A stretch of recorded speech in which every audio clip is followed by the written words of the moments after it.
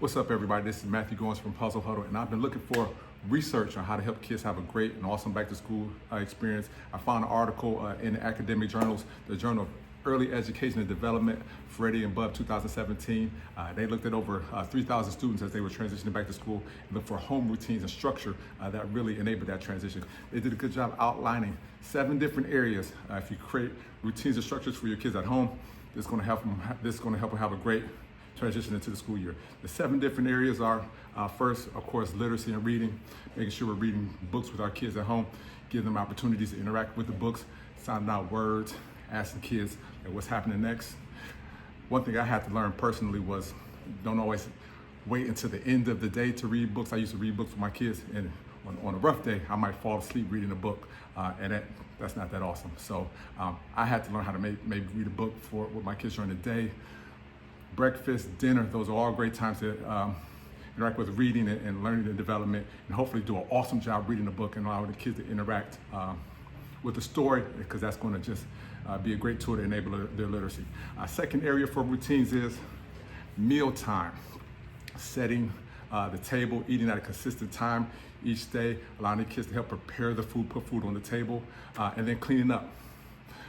At my house, we're going to try to do a better job cleaning up after the meals. Because right now I got Miss Butter's work on the table, Cheerio box, bowls, so we're gonna learn how to eat and have that routine, but also get that table cleaned off. That's a great routine that is gonna support your kids' transition to back to school. The third area is play and recreation. Having a consistent routine where we play games, go outside. If you got board games or whatever kind of games you enjoy as a family, we do a lot of Uno at the house. So whatever that is, make sure that that's a structured routine because they're going to see that kind of experience when they transition into school. Fourth is morning routines, getting up at a consistent time, brushing your teeth, making up your bed.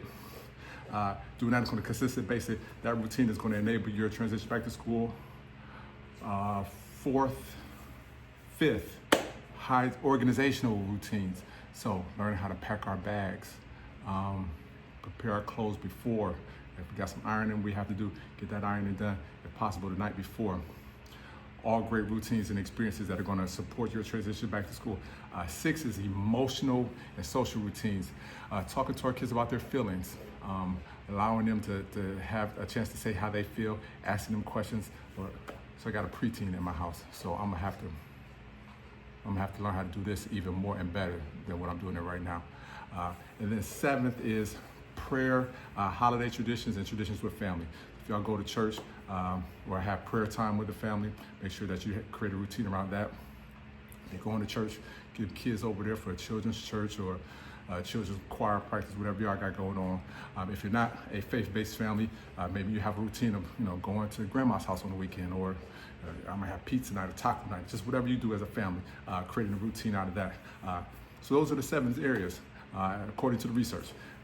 I think if you do these 7 things, or try to do some of them, it's going to help create some structure.